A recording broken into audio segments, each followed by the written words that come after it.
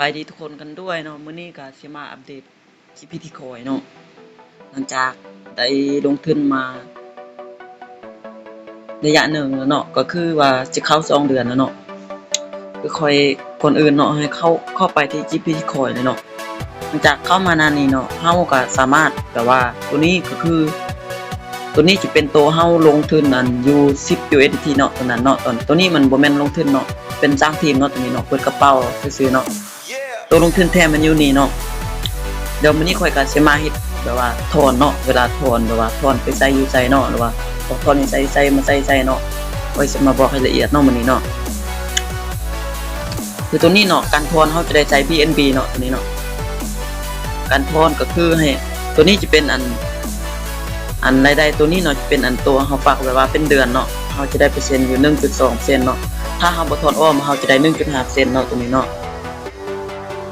วิธีถอนก็ง่ายๆเนาะให้ทุกคนสังเกตเบิ่งตัวนี้เนาะ12 USDT นี่เนาะ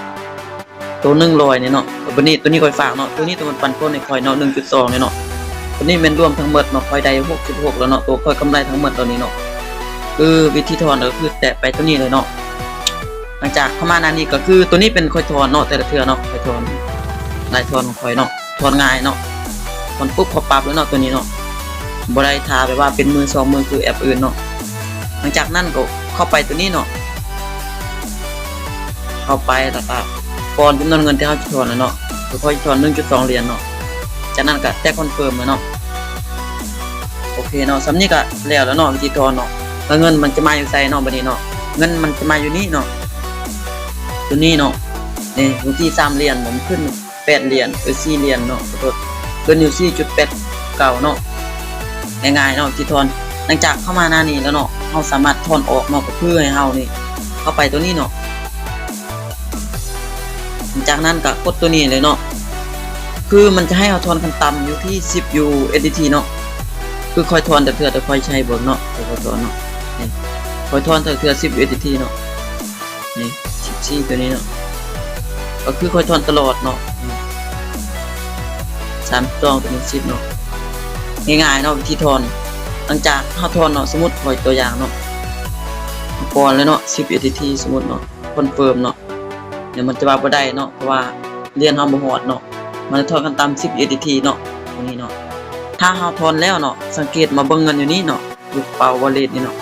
ก็เบิ่งตัวนี้เนาะเงินมันขึ้นอยู่ตัวนี้เนาะ USDT นี่เนาะ BSC นี่เนาะ